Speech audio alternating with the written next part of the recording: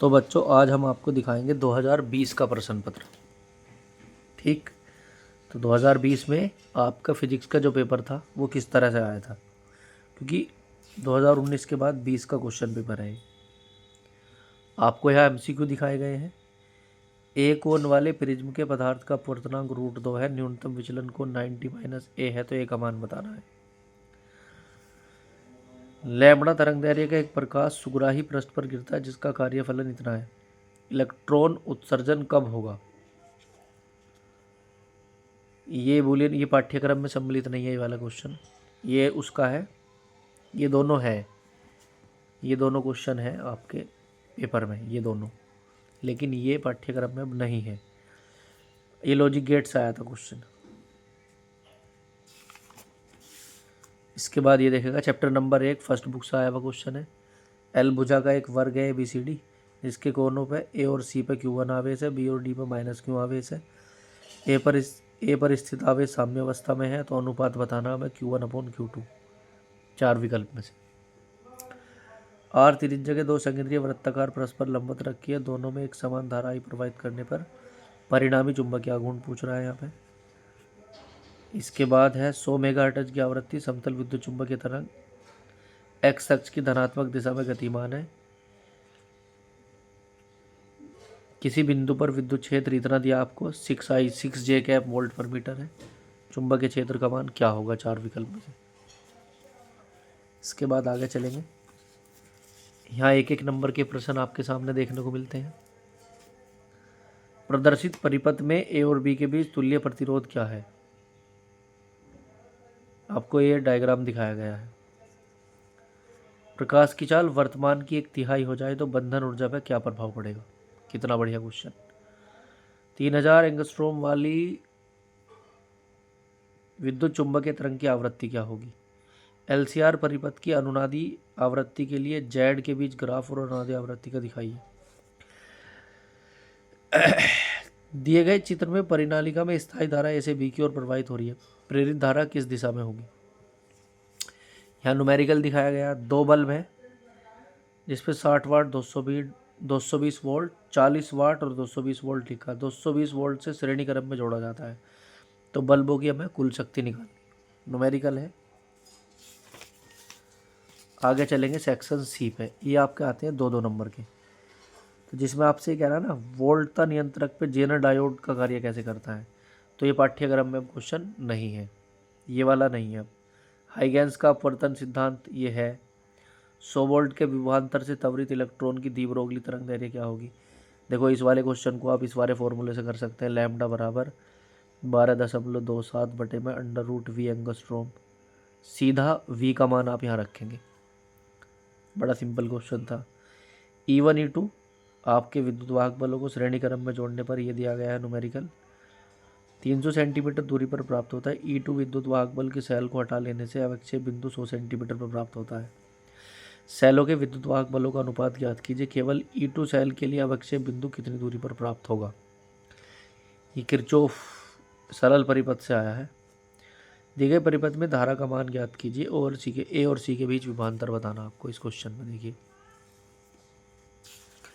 देखो फिलहाल मैं भी सॉल्यूशन नहीं करा रहा हूँ, सॉल्यूशन लेके आऊँगा बाद में। फिलहाल आपको वीडियो में पेपर देखना है किस तरह से आता है। यह है आपको NPN ट्रांजिस्टर। देखो ये परिपथ, ये जो है ना ट्रांजिस्टर का जैसे क्वेश्चन है पाठ्यक्रम में नहीं है, ये भी नहीं है सिलेबस में। ये आपको दिया गया ना हाइड्रोजन परमाणु की आयनन ऊर्जा का मान इतना है, 13.6 इलेक्ट्रॉन वोल्ट है। ये आपसे कह रहा है फोटोन की हाइड्रोजन परमाणु जो प्रारंभ में न्यूनतम ऊर्जा अवस्था से गिरता है, न्यूनतम से देखो n बराबर 1 से 3 में उत्तेजित होता है। संक्रमण ऊर्जा स्तर का आरेख दिखाना है इसमें। फोटोन की तरंग दैर्घ्य बतानी है। उपरोक्त संक्रमण की कितनी रेखाएं प्राप्त होगी? देखो रेखाओं के लिए फॉर्मूला होता है nn-1/2। मैं सभी पेपर का आपके सामने सॉल्यूशन बारी बारी से लेके आऊँगा। प्रोटॉन और फोटोन की तरंग दैर्घ्य में दी गई है λ1 और λ2। गतिज ऊर्जा E समान है, सिद्ध करना है λ1/λ2 is directly proportional to √E। ये दे रखा आपके सामने न्यूमेरिकल। 90 डिग्री वाले प्रिज्म के AB पृष्ठ पर एक प्रकाश चित्रानुसार गिरता है। अपवर्तन के पश्चात निर्गत किरण AC को स्पर्शवत निकल जाती है। प्रिज्म का अपवर्तनांक क्या होगा, ये डायग्राम दिया गया है आपके सामने। ये मीटर ब्रिज का है। देखो मीटर ब्रिज को वैसे तो पाठ्यक्रम से हटाया गया है, लेकिन मैं इसका सॉल्यूशन आपको फिर भी करा दिया जाएगा। मीटर ब्रिज का सिद्धांत क्या है, मीटर ब्रिज के प्रयोग में ये व्हीटस्टोन, ये एक सरल परिपथ वाले चैप्टर से आया है क्वेश्चन। अविक्षेप बिंदु डी के मीटर दूरी पर 40 सेंटीमीटर दूरी पर प्राप्त होता है। R1 के श्रेणी क्रम में 10 ओम का एक प्रतिरोध जोड़ दिया जाए, अविक्षेप बिंदु 60 सेंटीमीटर पाया जाता है। तो R1 R2 के मान बताने हैं आपको। आगे आप चलेंगे तो ये देखिएगा चैप्टर नंबर, इसे 1 का कह सकते हैं या द्विध्रुव, या तीसरे चैप्टर का कह सकते हैं। P द्विध्रुव आघूर्ण वाले वैद्युत द्विध्रुव के एक समरूप विद्युत क्षेत्र में E में रखा जाता है। द्विध्रुव के अक्ष को विद्युत क्षेत्र की दिशा में 45 डिग्री घुमाने पर द्विध्रुव पर कार्य करने वाला बलाघूर्ण क्या होगा। साम्य अवस्था में द्विध्रुव की स्थितिज ऊर्जा कितनी होगी। ठीक है जी। और साम्य अवस्था से द्विध्रुव को 180 डिग्री घुमाने में कितना वर्क करना होगा। ध्रुवण कोण और क्रांतिक कोण से क्या संबंध है। दो पोलोराइड आपको बताए गए हैं, A और B।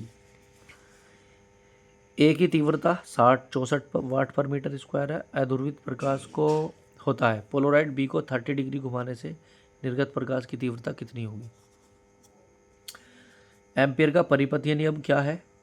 इस नियम की सहायता से एक धारावाही परिनालिका के अक्ष पर चुंबकीय क्षेत्र की तीव्रता का सूत्र बताना है। ये अक्ष पे कह रहा है आपसे। ठीक है जी।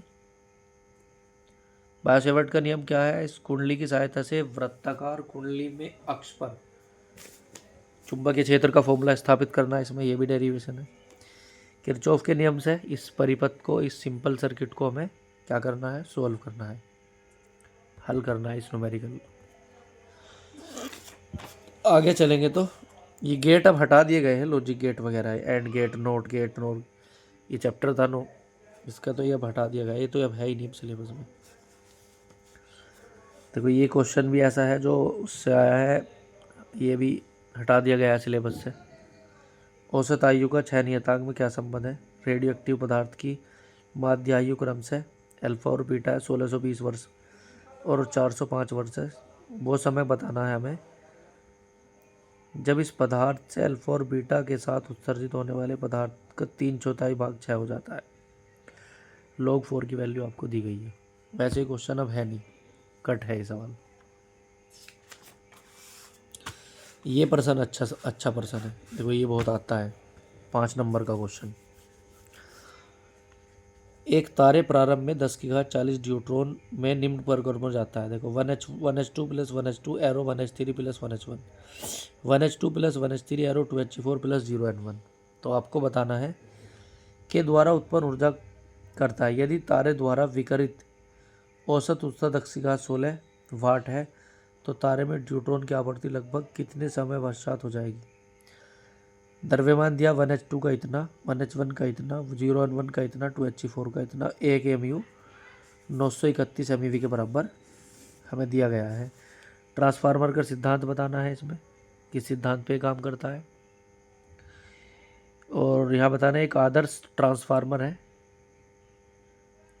जिसकी प्राथमिक और दूसरी कुंडली में फेरों की संख्या दी गई है इसमें, और पहली कुंडली का वोल्टेज दिए गए हैं, पहली कुंडली में प्रतिरोध भी दिया गया है, या दूसरी कुंडली का वोल्टेज बताना है, बल्ब में धारा बतानी है, प्राथमिक कुंडली में धारा बतानी है, प्राथमिक कुंडली और द्वितीय कुंडली में शक्ति बतानी है। इसी का अथवा में स्वप्रेरण गुणांक की परिभाषा, प्रत्यावर्ती धारा स्रोत में L गुणांक की परिनालिका में एक बल्ब को श्रेणी क्रम में जोड़ा गया है। तो क्या इफेक्ट पड़ेगा आपके सामने, ये इसके 3 विकल्प दिए गए हैं, इन पे क्या प्रभाव पड़ेगा। परिनालिका में फेरों की संख्या कम कर दी जाए, कि लोहे की छड़ को परिनालिका के भीतर रख दें, x ही प्रतिघात वाले संधारित्र को परिनालिका के साथ श्रेणी क्रम में जोड़ दिया जाए जब XL XC बराबर हो। XL परिनालिका का प्रतिघात है। यहाँ एक आपको न्यूमेरिकल दिया गया है, देखो ऑप्टिक्स में से संपर्क में रखे दो लेंसों के संयोग की फोकस दूरी का सूत्र बताना है। आपको फॉर्मूला प्रूव करना है 1/f बराबर 1/f1 प्लस 1/f2। और ये एक लेंसों का संयोजन है। इसमें देखिए यंग के प्रयोग में एनवी दीप्त फ्रिंज की दूरी का सूत्र प्राप्त करा रहा आपसे, ये फॉर्मूला प्रूव करा रहा। इसमें सिलीटों के बीच की दूरी है, तरंग दैर्घ्य दी गई है और कह रहा आपसे क्या, देखिएगा आगे, 2 मीटर दूरी पर केंद्रीय फ्रिंज से ज्ञात कीजिए प्रकाश की तीव्रता 50% हो। जब स्थिर गॉस नियम क्या है, इसका उपयोग करके बिंदु आवेश के कारण विद्युत क्षेत्र की तीव्रता का सूत्र प्राप्त कीजिए। S1 S2 दो सकेंद्रीय खोखले गोले हैं, एक पे Q आवेश है, दूसरे पे 3Q आवेश है, जैसा आप पिक्चर में देख पा रहे हैं। यदि S1 के भीतर 3 पैरावैद्युतांक का माध्यम रख दिया जाए, S1 से संबंध कितने फ्लक्स में परिवर्तन होगा। इसका आगे का क्वेश्चन देखिएगा, समविभव परस्थ से क्या तात्पर्य है, इसकी महत्वपूर्ण विशेषताएं क्या है, आवेश क्यों दो खोखले सेकेंडरी गोलों की त्रिज्या R1 और R2 है, R1 बड़ा है R2 से, इस प्रकार वितरित किया गया ताकि आवेश के पृष्ठ घनत्व समान है, गोलों के उभयनिष्ठ केंद्र पर विभव की गणना कीजिए। ठीक है रे, ये आपका 2020 का प्रश्न पत्र है बच्चों, 346XX।